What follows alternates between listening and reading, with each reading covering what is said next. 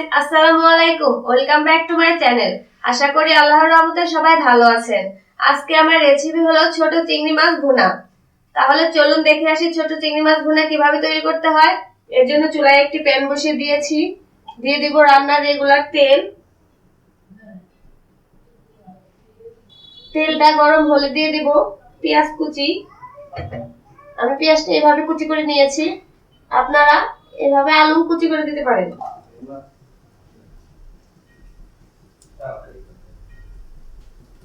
আর দিয়ে দিব 3-4টা কাঁচামরিচ।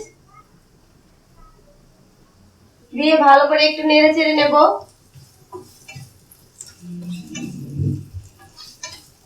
পেঁয়াজটা ভালো করে একটু নেড়ে চেড়ে নিতে হবে। পেঁয়াজটা ভাজা ভাজা করলে তাহলে পানি দিলে আর গলে যাবে না। দিয়ে দেব হাফ চামচ লবণ, আর দিয়ে দেব আস্ত রসুন। দিয়ে আবার ভালো করে একটু নেড়ে চেড়ে নেব।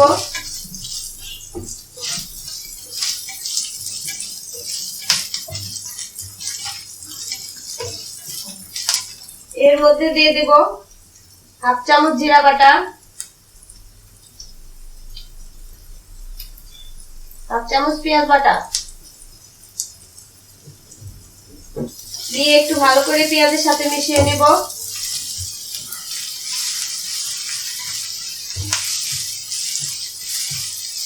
দিয়ে দিব হাফ চামচ লাল মরিচ গুঁড়া,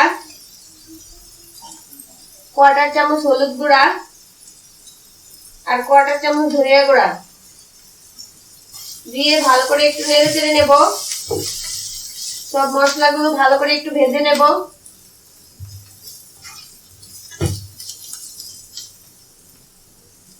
তারপর দিয়ে দেব কুচো চিংড়ি।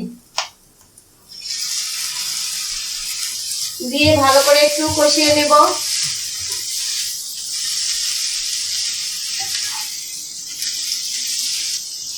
আমার মরিচটা মনে হয় কম হয়েছিল, তাই আমি আরেকটু দিয়ে দিলাম।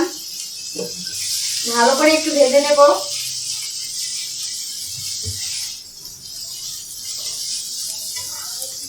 এই চিংড়ি মাছটা এভাবে ভুনা করে দেখেন, খেতে অনেক টেস্টি হয়।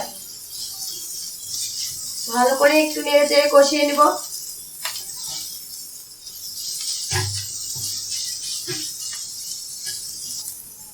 এর মধ্যে দিয়ে দেব 1 কাপ পানি।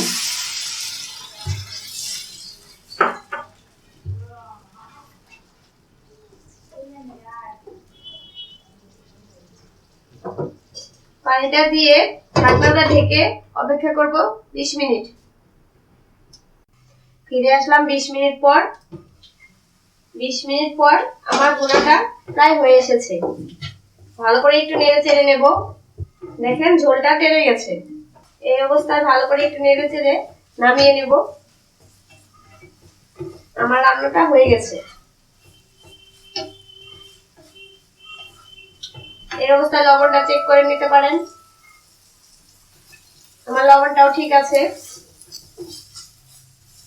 আমি চুলাটা বন্ধ করে দেব। আমার রান্না হয়ে গেছে। আমি এখন নামিয়ে নেব।